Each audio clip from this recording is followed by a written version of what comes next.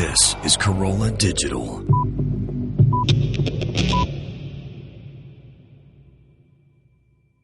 Tomorrow on NBC, last summer's hit comedy Undateable returns, with pop star Bridget Mendler as the new girl. Hi, I'm gay. Oh, I had no idea because all of my gay friends are in great shape.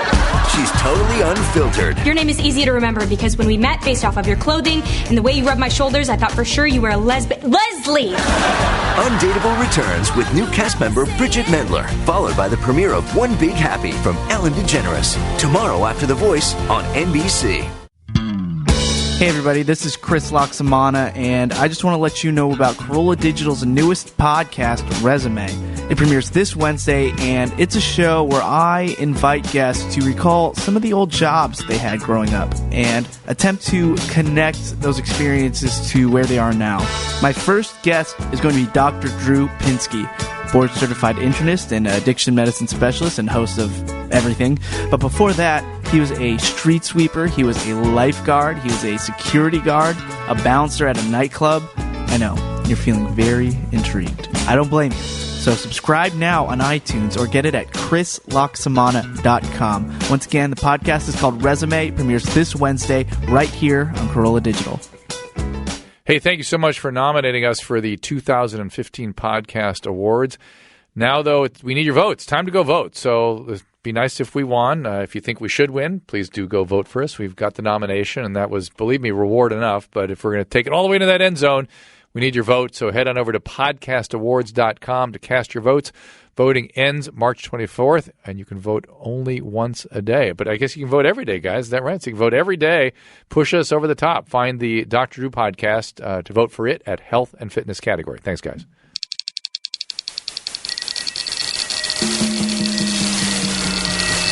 This is Corolla Digital.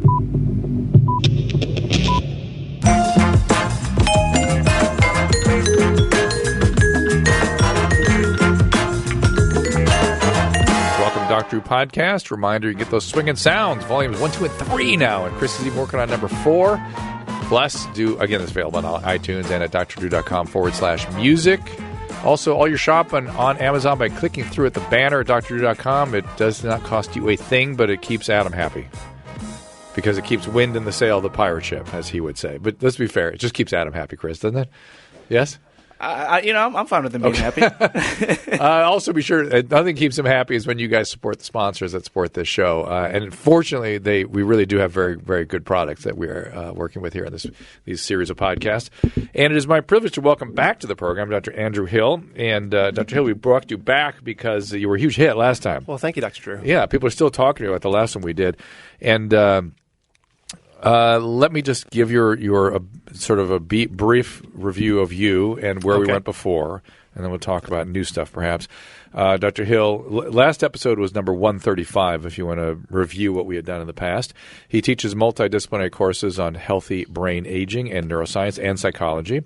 He is a neuroscientist, not a gastroenterologist as I burp into the mic, for truBrain, truBrain.com, and it's TRU Brain. His website is alternativesbraininstitute.com. Also, again, as I said, truBrain.com. Director of the Neurocognitive Sciences at Addiction Alternatives. Yeah, is Dr. that a Jaffe, new title? and it's Director of Neurocognitive Services. And what did I say? Neuroservices? Yeah. And Dr. Jaffe and I, Gary, we did an episode, if you want to put that up. They do the sort of controlled use interventions for appropriately selected populations. Dr. Jaffe and Dr. Mark Kern was episode 50.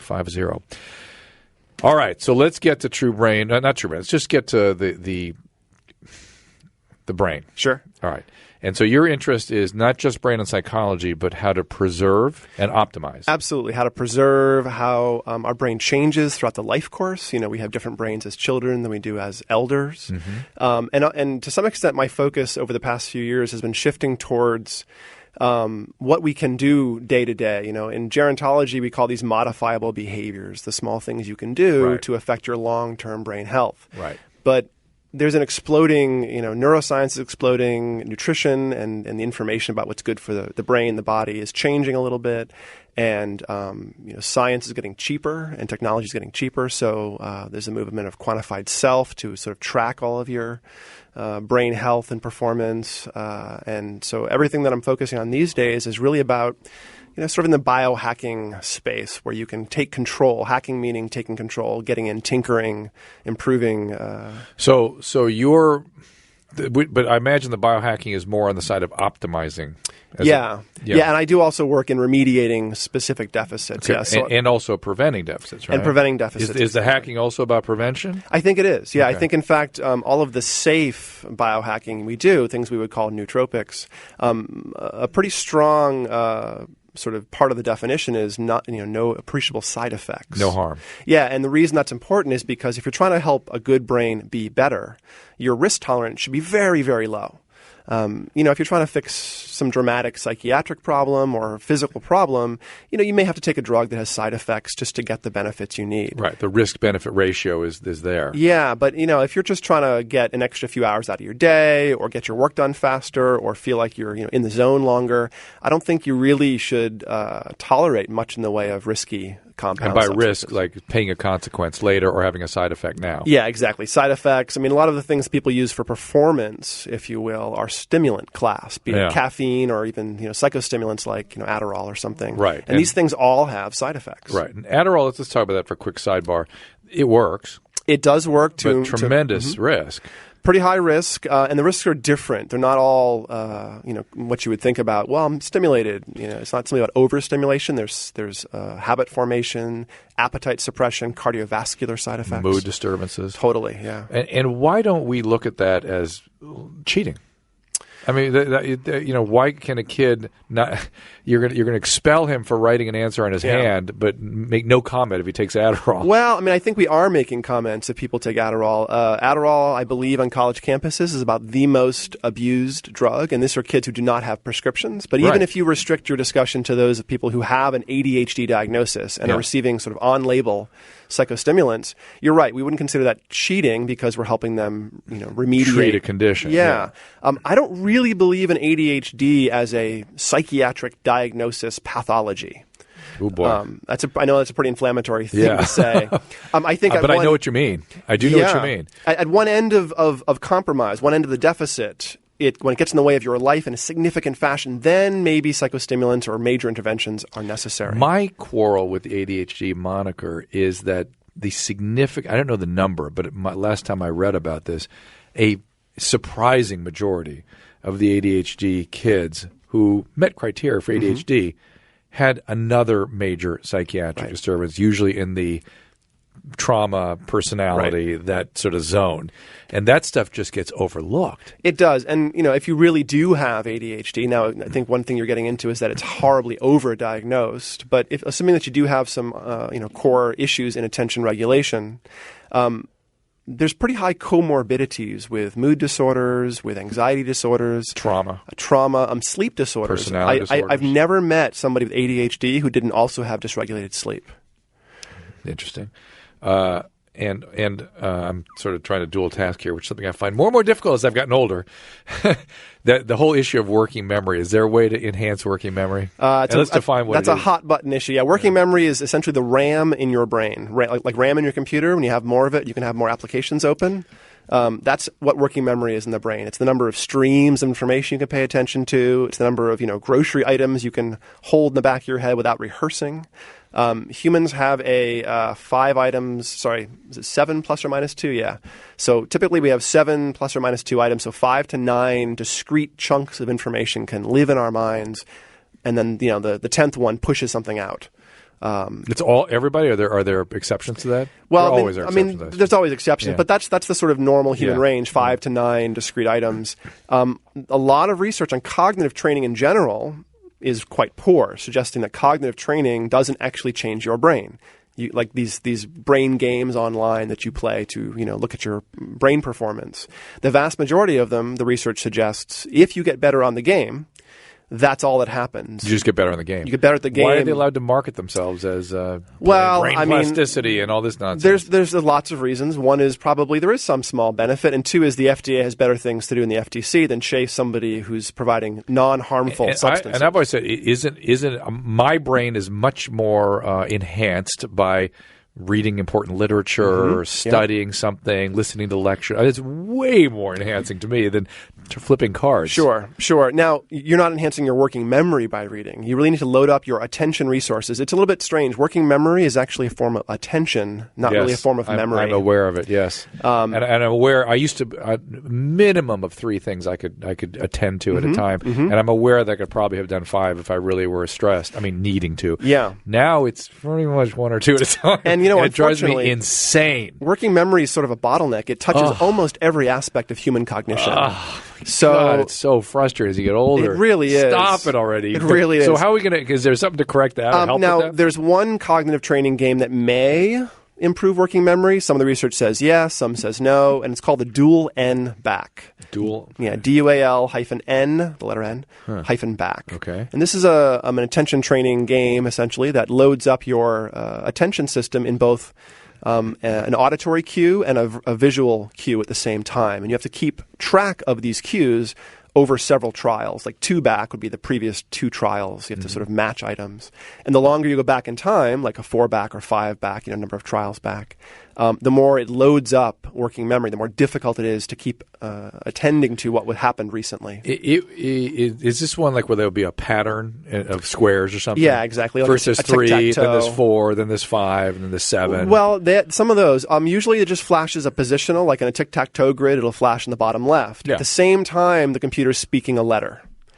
And then each trial has a positional stimulus and a letter, an audio stimulus, and then they change. And so the bottom left corner position may show up 2 trials later, and you have a position match. Or the audio letter may be the same as it was 2 trials later. And so you like push a button when there's and so you push a button for an audio match and a button for position match. What's weird with me is I'm fascinated by those kinds of games, and I don't know if that's because I'm having trouble functioning in that, or if maybe I had a good working memory always, and that's why I had a good working memory or something. I would guess the latter, but you don't know. Other things that may improve working memory, working memory, the conventional wisdom, the research literature says you don't change it. You have what you have, and that's kind of it. It decays. And it decays a little bit. It's not dramatic. I mean, it feels dramatic. Even a small decay feels dramatic, right? I'll grant you that. I've noticed that functionally it doesn't have a real meaning. You know what I mean? It doesn't actually.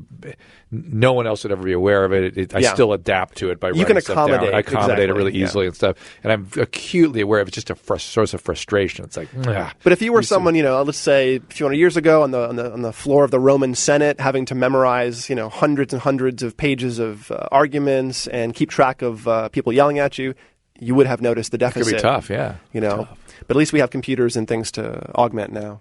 I'm just looking at speaking of dual tasking, I'm looking at some calls we have up there. These are not exactly on topic, but maybe I can get to them. All right. So are there things you guys have created to help with working memory? Yeah, well, we tend to take people at Alternatives and truBrain. These are my 2 companies. Alternatives, we take sort of a whole person approach and bring a team of people together and help you, architect where you want to be. We say we meet you where you are and help you get to where you want to be. And that can be, I have ADHD and I'm stressed out and not sleeping, or it can be I'm drinking too much alcohol and I'm anxious. So look, I just want to make sure I'm hearing you clearly. My understanding is you're mostly dealing with pathologies in that environment. And Alternatives is mostly pathologies, people suffering specific issues. And I imagine that your neurocognitive services, so it's in the realm of cognitive behavioral therapy, dialectical behavioral therapy. Yeah, we have therapists. Dr. Kern does CBT and DBT. Yeah, and you're enhancing those therapies, or are you doing more? We are, and we're also doing mindfulness and meditation training, which is huge. In terms of focusing, the mind. Are you going more that? You were not that, you were interested in that last time I talked to you, but it sounds like you're almost going more that direction. Well, personally, I'm a long-term meditator, and I have a contemplative practice, and I've been doing it for 20 years or something. But we teach all of our brain training clients how to meditate. We have open meditation groups every week at the center. Do you do pain management? Sometimes. Pain's very specific. I know. And very hard. I tend to deal with pain only when somebody's coming in trying to moderate pain medication. Ugh. When they've got essentially out of control, and that's the whole approach for moderate substance use. But in general, personally, I encourage people to do things like manage your sleep, about the biggest thing you can do. Develop a meditation practice. Doesn't matter how much you do, just do some every day.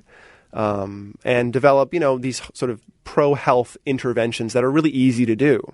And then if you want to start going after more peak performance or remediation of deficit, you can do things like biofeedback or nootropics or psychiatric drugs or, other more sort of dramatic interventions. Psychiatric drugs helping with... They can, with cognition. Sometimes they can. I mean, if you're really dramatically ADHD, for instance. So attentional mechanisms can be enhanced. Yeah, or anxiety. If strong anxiety gets in the way of attention. Yeah. I am a non-drug proponent for interventions. I do a lot of biofeedback and neurofeedback, and I don't need to go to psychostimulants to help somebody eliminate their ADHD. But I'm not necessarily opposed to people who use, psychiatric drugs. Right. I think I'd be in the same camp as you, which is I understand there's a place for it, but boy, I sure would rather people do the hard work of rewiring. Yeah, and then 3, 4, 5, 6 months in, your brain is different. It's different, and that does not have side effects. And it's and then you're living with your new resources for good, theoretically. Meditation. Do you have any particular kind of meditation? Nothing fancy. I've been trained in classic techniques, samatha, metta, vipassana. And I, when teaching people, either initially or when helping folks re-architect or rebuild a practice, I teach them to do a simple 20-minute meditation, 5 minutes of concentration practice. Concentration practice meaning single point awareness, focusing down your attention very narrowly. And then from there, after the first 5 minutes, switch to a more awareness practice or present time awareness. So you start off with concentration and then move to more insight. But it's not there's nothing sexy or dramatic about meditation. It's easy to learn to do, trivially easy to learn to do. I do something almost every day, that at least I try to every day, it feels like meditation. I mean, you tell me if I'm doing something close, which is I work out and I do it in a mindful sort of, but also mindless way. It's a very repetitive kind of a thing. And I listen to lectures that fascinate me, and I literally feel sort of out of body while I'm doing it. Yeah, until you said listening to lectures, I was with you on it being meditation. I'm of the opinion that adding words can often break the meditative state that you're trying to get into. Is it possible there are different kinds of people when it relates to that? Very possible. Because I don't know what auditory does. It's so stimulating to me in ways that maybe distracts you so you don't have to think. In some ways, maybe. But it feels like I have a peculiar relationship with that. Interesting. It feels like I learn efficiently that way, and when I'm listening, it's I don't know. You're probably putting yourself into like a receptive, it mindful feels state. alpha. Yeah, it feels like I'm it probably is. I mean, I'm the same when it comes to working out. And the two to me are together. They're similar. Absolutely. The same, I started about 9 months ago doing an Ashtanga yoga practice where you get up at 5:30 every morning, go to the studio and work out. And Ashtanga is a little bit different for folks that don't know. It's often not led. There's no person at the front of the room saying, do this, do this, do this. You're doing your own sort of sequence, and the instructor's walking around adjusting and giving you advice. But the vast majority of it is this repetitive, quiet, self-paced movement. And so it allows me to really go into a meditative state and get my meditation done in a moving, mindful state, as opposed to like on the cushion, which... Right. And I'm assuming the Hindu philosophy has had a long heritage with that. Yeah, certainly. Okay, so I've got a million other questions. The lack of sleep and its effect on cognition. I think I asked you, I'm sure I asked you this last time, but I have this sense that sleep may actually, sustained long-term sleep deprivation may have really significant, absolutely, like damaging effects on the brain. There's so many reasons. There's so many ways that it damages the brain. The brain of a chronically sleep-deprived person looks an awful lot like the brain of a depressed person, first of all. We're discovering more and more about the sort of mechanism of sleep and what it actually does. There was a study out a few months ago that found that the cerebrospinal fluid actually washes the brain like a car wash and washes out metabolic byproducts when we're sleeping. And if you don't sleep, metabolic byproducts, toxins, build up in the brain. Oh, that's interesting. And so it's literally washing the brain at night. This sort of dissolving all the toxins and washing them out through the CSF.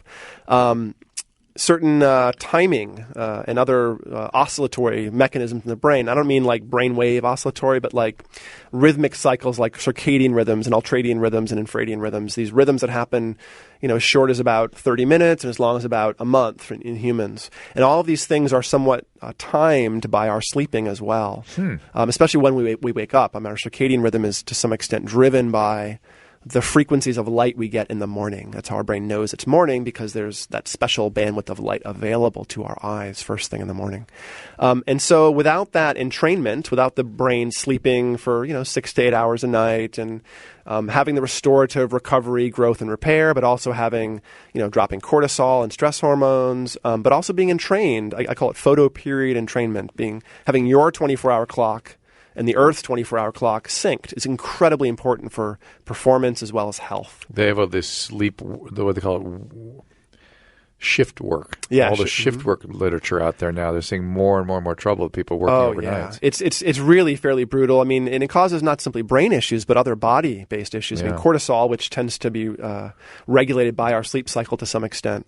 If that goes up and stays up, your organs start to have issues. I mean, yes, your brain organs, like your hippocampus, has issues with memory, but also your body organs start to have issues with recovery and repair. How come some people need so much less sleep than others? Do we know that yet?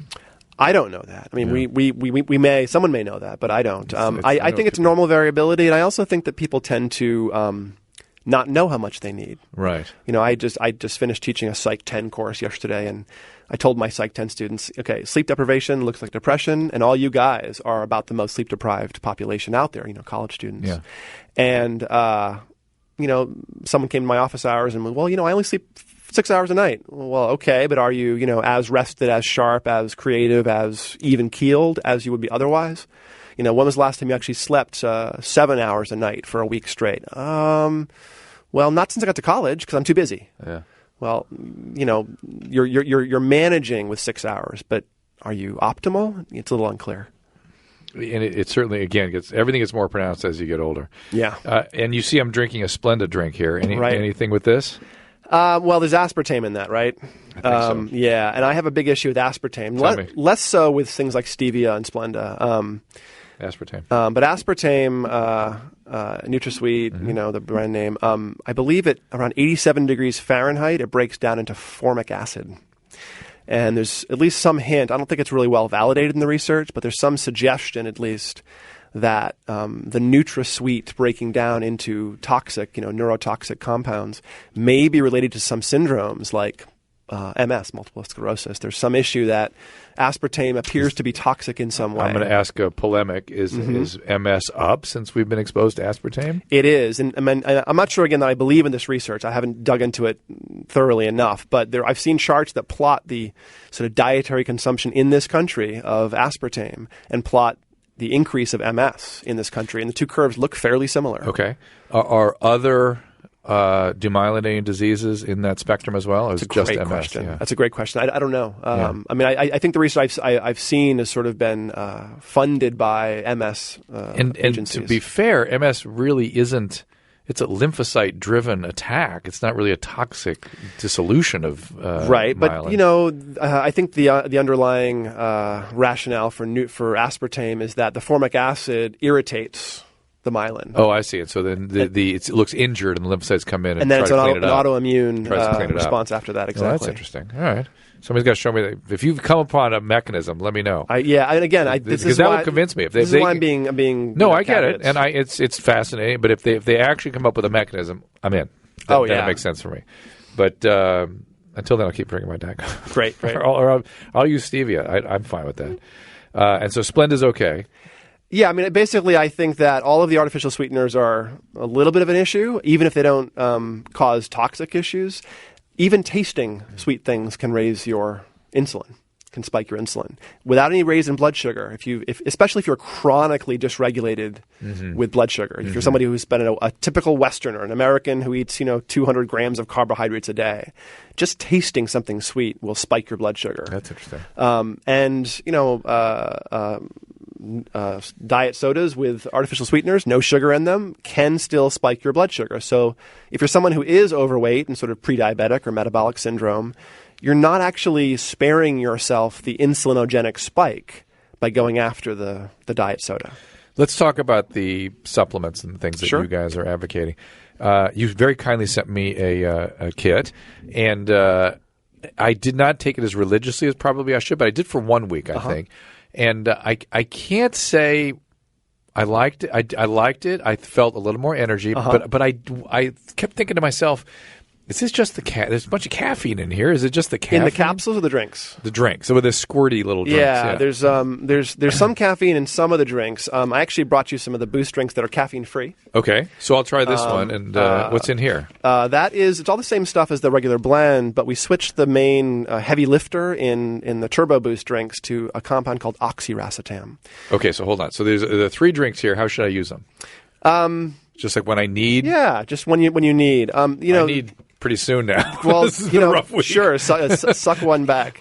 And it's oxiracetam, choline, magnesium. Okay, so choline, everyone's been around for a long time. Sure. Tell me about oxiracetam. So oxiracetam is in this compound of substances called racetams, obviously. The poster child for racetams were piracetam, which is an early compound. You had that in your previous ones. Yeah, and piracetam is still the main ingredient in the capsule format. It's very similar to oxiracetam. You didn't give me capsules. I had all drinks. I had like 3 different drinks, like one in the morning and one in the evening. Yeah. We've been changing the format. I mean, the Think drinks, these nootropic drinks, only came out about 6 months ago, and so we're still iterating the product and responding to the user base essentially. And most of the user base of 1,200-1,300 users who are using truBrain are using the capsule format on a religious monthly. Just because it's easier to. Well, that's what we developed first, and for the first year and a half, we were the first sort of packaged product nootropic, and then listening to our users, hey, I'd love to can we have a drink? I see. And we also it's subtle. I mean, I had a sense something was happening. I got to tell you, and I don't think it was placebo because I'm glad it was subtle. Yeah, of course. I don't want this to be something that you get altered by. In fact, the whole category of nootropics should not be altering. You shouldn't get high. You shouldn't get euphoric. You shouldn't have a crash. And it probably should be hard to tell something's happening, right? Because it should be a little subjective. And the class of substances, the racetams, seem to take several days to kick in the first time you're exposed to them. So this is why we tell folks to take them for 2 5-day loading cycles, the very first box we send them. And what's the mechanism? Unclear. There's several different mechanisms of the racetams, and the one that I think is probably operating here that takes some time, racetams change the flexibility of cell membranes. And that's actually why you shouldn't take racetams if you're hemophiliac or on blood thinners. Okay. Because they'll make platelets more slippery, just like they make other cells, more flexible. But as you probably know, the receptors in cells, one of the ways they are upregulated or downregulated is by rafting around the receptor protein in the cell wall, is by making the membrane stiff or flexible or fluid next to the receptor protein to change its activity. It's like switching it on or off or moving it around. And piracetam and oxiracetam seem to change cell membrane metabolism in some way, make it more flexible, more active. So I think that's probably why it takes several days. Is there no biophysics on that yet? Have they really documented that? Or is that there's some early papers, but a lot of work needs to be done. Okay. You're absolutely right. Okay. But I think that they should be able to do it. They should be able to. Days. It's hard to do things on humans non-invasively. Yeah. Oh no. I wouldn't think it'd be. I think they just should be able to, measure the membrane just the way you're describing it. You're absolutely right. Now, of course, research is expensive. Yeah. And this falls into a category of supplements or compounds that are not under the sort of eye of a big pharma, and so there's not millions of dollars in clinical studies driving this work. Okay. It's a little more. Well, there also isn't the need for hundreds of millions of dollars of FDA. It's true. Approving process. Yeah, I mean, these are piracetam, oxiracetam have been out for years and years and years, and have long track records of efficacy and safety. And so, for me as a nootropic sort of designer, curating a product for consumers, my threshold for risk is very, very high. I mean, I do not put anything in truBrain that I don't think is nearly risk-free. What else? What else you got in there? And other things are, make really good sense. Magnesium, tyrosine. Tyrosine's a precursor to the dopamine neurotransmitter. So, does it get into the central nervous system as tyrosine, and is it used? Does it get to where it needs to go to use? It seems to be. Yeah, we're using a form called NALT, N-acetyl L-tyrosine now, which seems to have better penetrance and gets into the brain a little better. Okay. So tyrosine's boosting dopamine, the piracetam. It isn't so much. I'm sorry to keep it, but I've got a million questions. Isn't so much of the dopamine production less a function of circulating levels of tyrosine and more a function of vesicular mechanisms? Absolutely. Yeah, absolutely. And vesicle is still kind of a mystery, isn't it? Well, the vesicle packaging is a bit of a mystery. Yeah. The vesicles are sort of a quanta, meaning you don't release half of a vesicle, you release all of it or none. But how so much, like, for instance, I'm seeing a lot of these theories about vesicular malfunction and free radical formation and some of these mechanisms for amphetamine toxicity and stuff. They look very appealing to me. They make sense. They do make sense. They look like what I'm seeing. And that's probably how amphetamines and psychostimulants work, is by enhancing or upregulating pushing vesicle release. Pushing the vesicle release. Exactly. And they're barking at me to take a break, so I'll do that in just a second. But do you think the tyrosine's doing something to the vesicle? I don't. In the vesicle? I don't. I think it's a little more cautious approach. I think we're sort of feeding the raw materials into the hopper, the enzymatic chains within the neuron. And you're saying it does get there. I'm saying if your tyrosine's low at the vesicles because you're having manufacturing issues, raw material will help. Okay. Couldn't hurt. Couldn't hurt. I don't think it's necessarily useful for everybody. Yeah. But I think it's covering the bases for people who might not have effects from nootropics. That's one of the reasons. I know that there was I saw a nephrologist once give a patient tyrosine and something else, just the two precursors of dopamine. I forget what the... And lo and behold, we could measure elevated levels of dopamine in the blood. Now, his point was this isn't going in the brain because I'm just trying to get it up in the circulatory system. It was to raise somebody's blood pressure or something.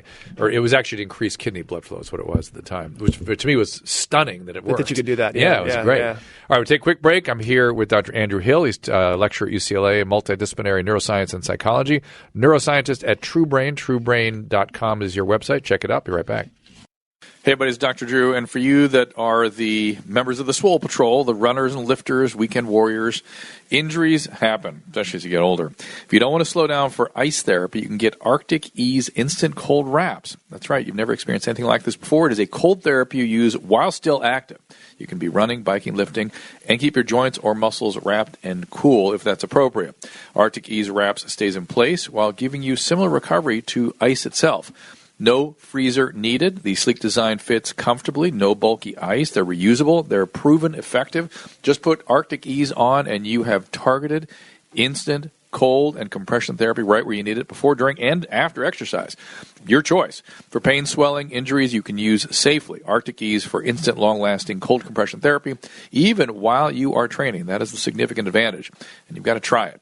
So don't put your training on ice. Get reusable Arctic Ease cold wraps at CVS Pharmacy and get instant cooling relief when and where you need it. Or visit Arctic Ease, ARCTIC EASE, ArcticEase.com. Hi, I'm Dr. Drew, and of course it is winter and cold weather's here, and it's getting even colder. And for some of you, that means dry, itchy, so-called winter skin. Now, instead of using the same old anti-itch product this winter, consider using something new. It's called TriCalm. A recent study showed that it is more effective at reducing itch than 1% hydrocortisone, which is what you get over the counter. TriCalm works on skin irritation, and be sure it is in fact just irritation. If there's any question, of course, see your physician to make sure it's not a significant medical or dermatological condition. TriCalm is backed by the itch-free guarantee. If TriCalm does not stop your itch, you can mail them the empty tube and you'll get a full refund. Now, if you have this so-called winter skin, get a tube of TriCalm for your medicine cabinet, your car, your desk at work. It can help. It's guaranteed itch relief that is more effective than hydrocortisone with none of the potential side effects of steroids. Find the white and blue box in the anti-itch aisle at Walmart, Walgreens, and CVS Pharmacy.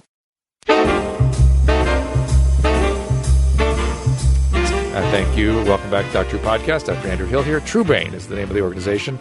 And I may take that. I'm looking at that. I may have to take that before the show's done today. All right, we're going through some of the additives that you have in the truBrain products, and if people go to truBrain.com, is it obvious what to choose? Is sort of we have two products: a capsule product, which is pills, and then there's the Think Drinks, these little 1 ounce liquid nootropics. And is that what this is? That's what that is. So what's that going to do for me? It should produce a little bit of focus, a little bit of calmness, potentially some verbal fluency, some access to words. Oh, I love that. Tell me where that's coming from. Unclear, but this seems to be a commonly reported effect of racetams. A lot of people get this sort of, my words are coming really easily. As somebody who talks for right. a living, I think that's what I was noticing. I think that might have been it, because I notice when I have a fluidity, when things are just flowing more and I don't have to chug or access or there's blocking. Right.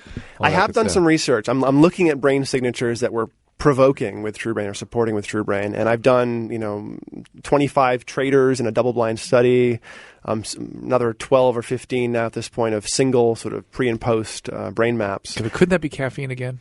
Well, the capsules have no caffeine, and most of the drinks now don't either. Okay. Some of the drinks do. I got to get some of those capsules, clearly. Yeah. Right. But I'm seeing alpha 2, fast alpha changes in most people. And alpha 2 is sort of a flow state. Mm-hmm. When you're 10 to 12 hertz, brainwaves go up, you're a little more quick off off the mark.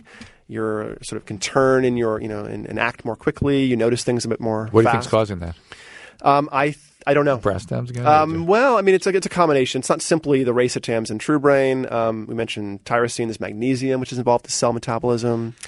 There's DHA in the capsules, but not the liquid, not the drinks. DHA? Yeah, fish oil, Although it's actually not from fish. I was thinking of DHEA. Yeah. That's an interesting compound. For people who are of the age you and I are, DHEA might be a good thing. I would say you should take DHEA, and I should probably take 7-keto DHEA. Why the difference? It doesn't seem to downregulate endogenous production quite as dramatically. Testosterone. Yeah. These are all precursors of testosterone we're talking about. Right. And so you're about 5-10 years older than I am, Yeah. I think. And so I should take straight up DHEA. I would guess. You're north of 50? Yeah. Yeah. I may do that. And for me, I'm 44. And for those of you that are listening, we're combating the aging process. That's right. In this. We're not advocating it for the 19-year-old who's wants to lift more at the bench Yeah, the press. 19-year-old who wants to make sure the testosterone's where it is should get good sleep, eat good fat, and have vitamin D3. And guess what? It is where it needs to be. Yeah. You're fine with the testosterone. It might even be a little high. We should be taking D3 too, right? Absolutely. I feel unless you're someone who lays out on the beach all day, which is, again, not great for lots of reasons, you should take D3 every day. I got to tell you, as someone that's practiced medicine in Southern California for a long time, you're giving too much. I've heard that a million times from many different scientists. You're giving too much weight to the sun exposure. Yes, yeah. Because I have tons of patients that they're circulating 125s are down, and plenty of sun. The reason I say that is because I've seen studies that show when there's big campaigns to get people to use sunscreen in countries, the vitamin D3 deficits show up. That makes sense to me that it would show up, but I still say that the issue, at least in this part of the country, is consumption and absorption. Yes, I think probably absorption. So yes, take DHEA in the morning only. How much? I think 5,000 IUs is a great DHEA of DHA. Oh, DHA. Sorry, D3. Okay, D3. See, that's what I take, and I've got an added problem with prostate cancer, and there's some couple really good studies that came out that show it reduces the risk of metastatic disease. Right. Or at least the burden of metastatic disease, which are kind of two. And all you care about is not getting there. I just don't want any burden from it. Right. I mean, more the vast majority of men, more men will die with it than from it. Yeah. Well, right? but I have it, and I had it taken out, and the capsule, everything was intact. It seems like I shouldn't have metastatic disease, and there are ways of measuring the probability of it being a mobile cell that it can break out. Interesting. I had low measures on all that, good. But it's still 90, 95. It's not 100, so get the 90 D3 out, and why not? And the D3 is going to support all your hormones too. I mean, your testosterone is going to go up beyond where it would be if you didn't supplement with D3. How come we don't put D3 in that? You really got to come up with a line somewhere. You can't put everything in every product. And how much DHEA would a guy my age take, do you think? I don't really know. I'm not sure. Low amounts, 25, 50 milligrams. How about the calmness? Where does that come from in your product? I think the calmness comes from 2 or 3 different ingredients. One, the L-theanine. Okay, I think that's a fascinating product. Me too. Compound, yeah. Yeah, I actually get stimulated from it. I do too a little bit, but not. But that not, may be where I'm getting the stimulant effect from the thing. Caffeine without L-theanine is more stimulating for me than caffeine with L-theanine. That's weird. Well, tea is less stimulating than coffee, and L-theanine is naturally occurring in tea leaves. Oh, that's interesting. I sort of always say that the British Empire was the first state-level nootropic user. Oh, interesting. Because the British Empire conquered the world on tea. Yeah. And that's caffeine and L-theanine. Oh, interesting. And so if you take L-theanine supplementation, capsule form or powders, and take it with coffee, you actually get a very similar smooth push the way you get from tea. Oh, that's interesting. So we thought adding L-theanine to truBrain we didn't add caffeine to the capsule form, and people use caffeine aggressively in this country. I certainly do. And so adding some L-theanine helps modify people's existing caffeine use. So, And what does L-theanine do? L-theanine appears to be GABAergic. It appears to cross the blood-brain barrier. And once it's on the far side of the blood-brain, I'm going to drink one of your drinks. Right great. Now. See if anything happens. And those actually, if you haven't tasted one of those, you may be shocked at how good those taste. Really? In comparison, those weren't bad. They were medicine-y. The other ones were like energy drink level of flavor. These are a step up, I think, and we've actually improved them since then. Do I have to shake it or anything? No. Shake and drink. So the L-theanine crosses the blood-brain barrier and upregulates GABA, which is the only and purely inhibitory neurotransmitter. Right. GABA is sort of the Valium works at the GABA. Yeah, exactly. And GABA also upregulates alpha waves. It is good.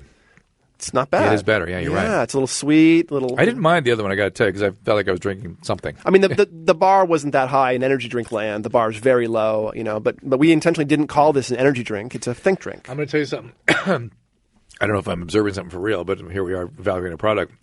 It tastes better in the back of my tongue than the front. Interesting. I don't know. So theanine, what else does it do? So it upregulates GABA, adds alpha waves, adds some relaxation. It also can buffer sort of overstimulation. So I was being strategic with all the ingredients and the other neuroscientists we pulled in when we were first building the product. We included products in truBrain to both boost you and to buffer you. Got it. So well, the coffee theanine being the sort of the paradigm.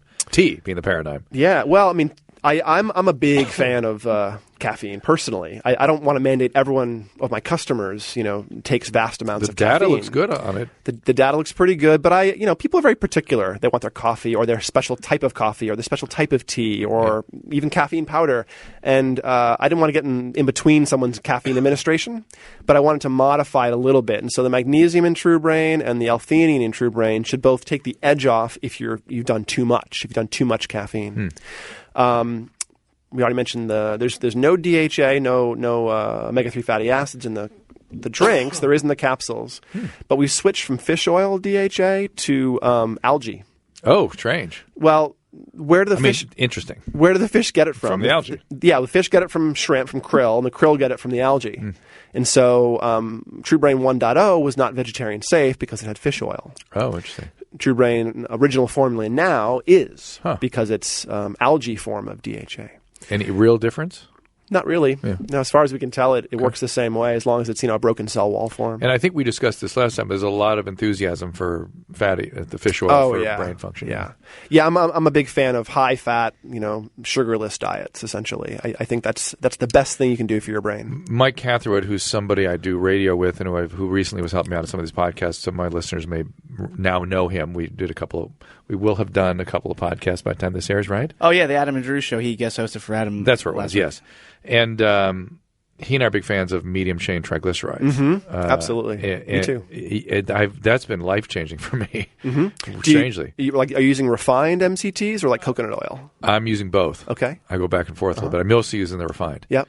I've never gotten to refined. It moderates my appetite. I get a little mood boost, a little energy boost.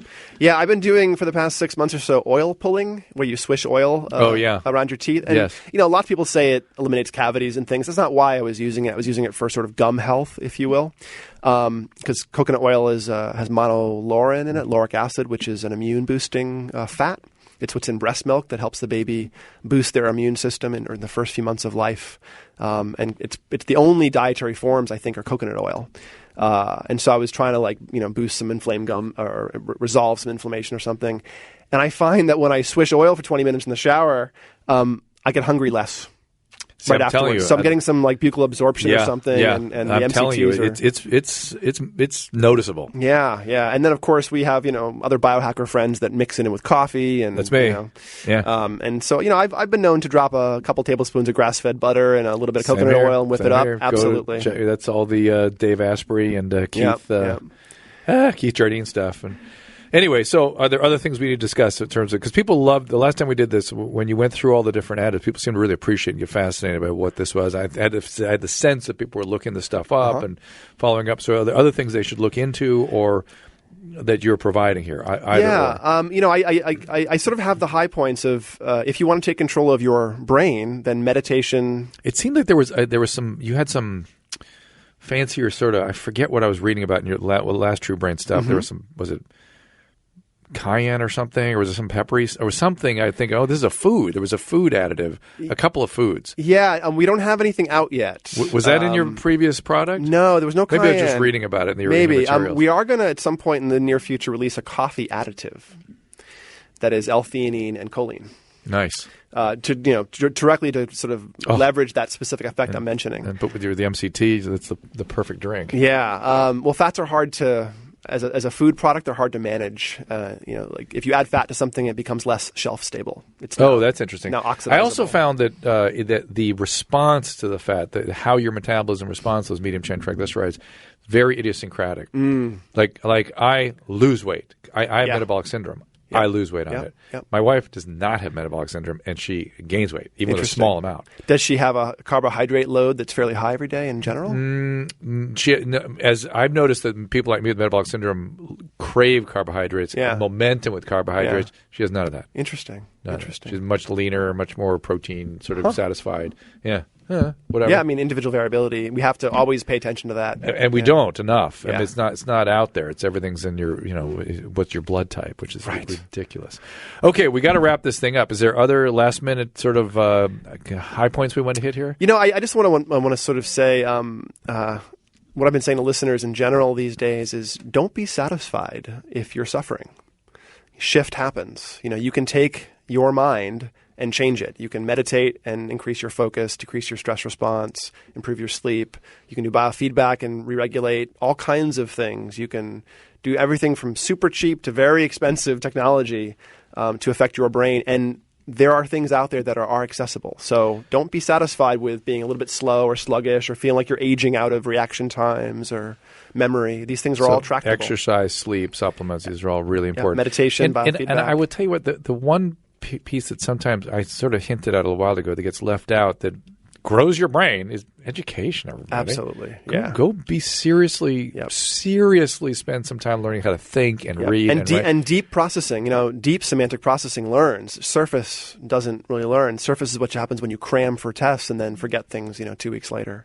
I've got a son that's a math major in college now, and he's sort of, you can tell when somebody's sort of gone to that next level where they can really think autonomously. I was aware of it when it happened to myself. It happened like third year of college. I all of a sudden had capacity and momentum, and it was more effortless. And that's something that only happens with really hard work. And some of that's working memory showing up finally in its full form in the mid-20s or, once you're finished myelinating as a kid. There's that, and I think there's something else goes on in the male brain that makes it able to sit and focus a little better. Well, certain other motivators may be dropping off in the mid-20s. Maybe I didn't notice that so much, but I certainly noticed that I could do things that felt excruciating before, and they felt relatively effortless at 21. That at 18 were excruciating. Some of it was practice, some of it was development. And the thing is about being someone in your 18, 19, 20 years old, the things you're doing to your brain in your 20s are affecting your brain in your 30s, 40s, 50s, and 60s. Oh, one more quick thing that people are always asking about is cannabis and its effects. Stuff.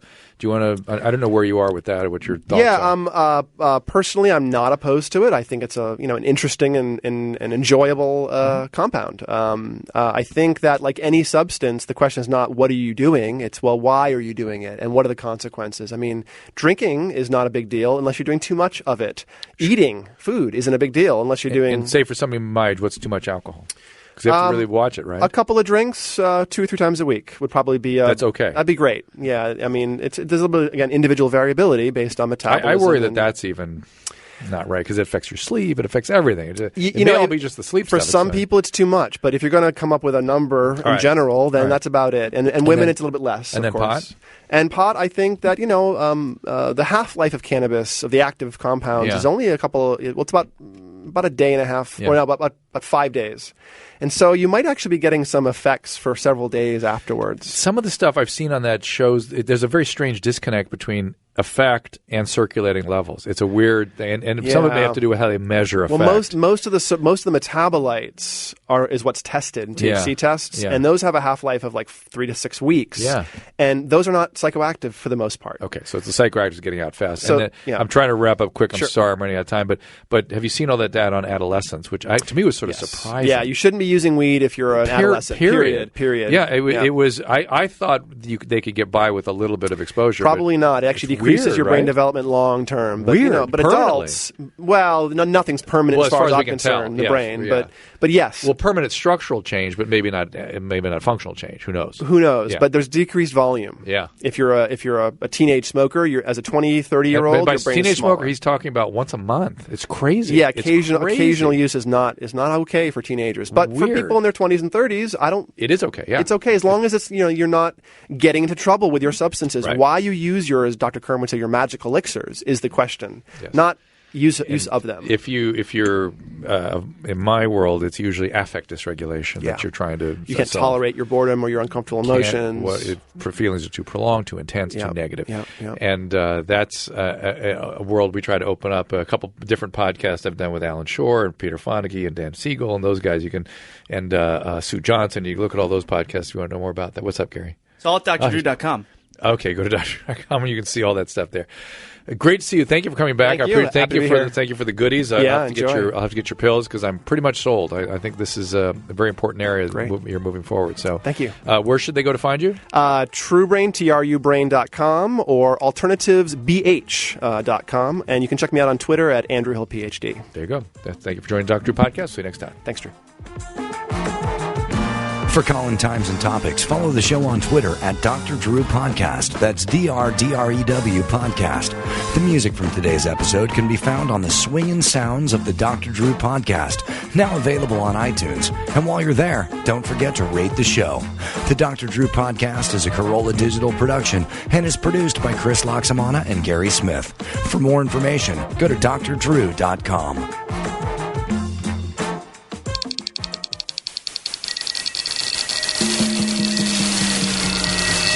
This is Corolla Digital.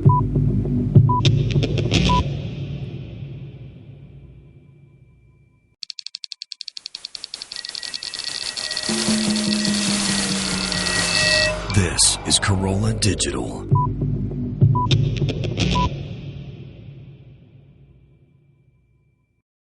Stay tuned for the latest AP News headlines from Podcast One, right after this. AP Update, I'm Ed Donahue. A plunge on Wall Street today dropped the Dow below 17,000 for the first time this year. The AP's Warren Levinson has the story from New York. Heavy selling in China, declining oil prices, and program trading set off by a technical trigger had Wall Streeters racing for the exits. The Dow Jones Industrials fell 358 points, more than 2%, to close at 16,990. The Nasdaq Composite was down close to 3%. The S&P 500 skidded 2.1%. When that index broke below its 200-day average, a key indicator for many traders, that accelerated a wave of selling that had begun with a nearly 3.5% loss in the Shanghai stock market. The Dow last closed below 17,000 last October. Warren Levinson, New York. Chinese shares have had a wild ride this week, and that has raised uncertainty about Beijing's ability to stabilize the market and its surprising devaluation of its currency. AP Update. I'm Ed Donahue.